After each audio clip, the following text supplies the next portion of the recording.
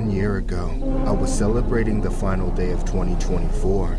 It would soon be 2025. My girlfriend and I wanted to celebrate New Year's Eve in New Orleans. We'd been there for Mardi Gras a few times, so we knew what to expect. The streets were packed. Parties spilled out of every building in sight. For the countdown to New Year, we made our way to the center of it all, Bourbon Street.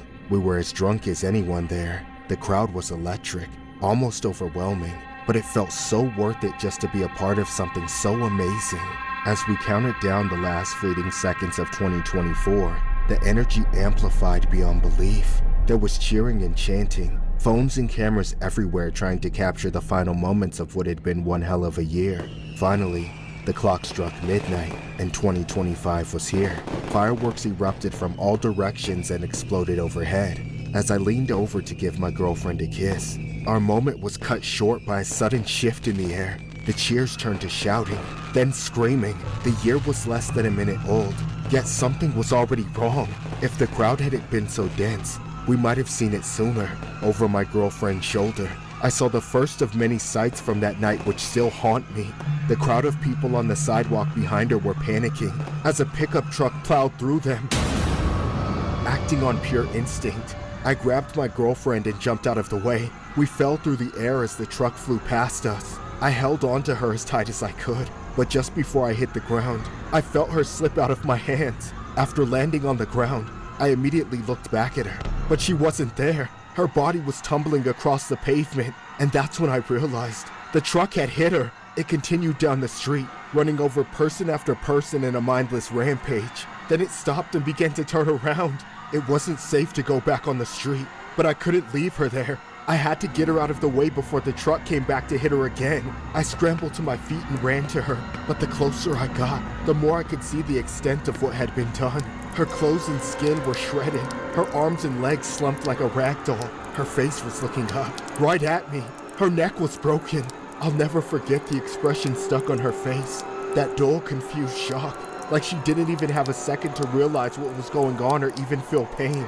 As I stared down at her, watching the color of life still draining from her skin, I wanted to collapse, break down, scream in agony, but it had to wait. Not far away, I heard the truck revving and screeching, barreling towards me all over again. I panicked and ducked into the first alleyway I saw, just seconds before that monster blew past. That time, I caught a glimpse of the man behind the wheel. There was unbridled rage in his eyes, but not quite insanity, just pure evil. He knew exactly what he was doing, and he was never going to stop until all of us were dead. Cowering in that alleyway, my mind grappled with reality. It had all gone to shit so suddenly. I was bearing witness, trapped and powerless as that monster circled back and forth, murdering innocents with every pass, grinding the remains of his dead victims into the asphalt again and again. Eventually, it had to come to an end. The cops finally surrounded the truck, yet the psycho wouldn't quit. I watched as he stepped out and opened fire on the police without a moment's hesitation. He wounded a couple of them, but within a few seconds, they took him out. The instant he hit the dirt, I felt a wave of compulsion. I ran out into the street and right to my girlfriend. I wanted to be with her even though I knew she was gone.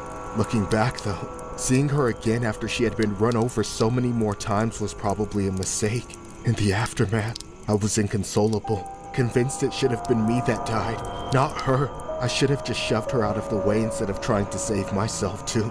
I had to explain to her family the way she died, expecting to be torn to pieces for failing her. However, those who could manage to speak told me it wasn't my fault. There was only one man responsible, the man driving the truck.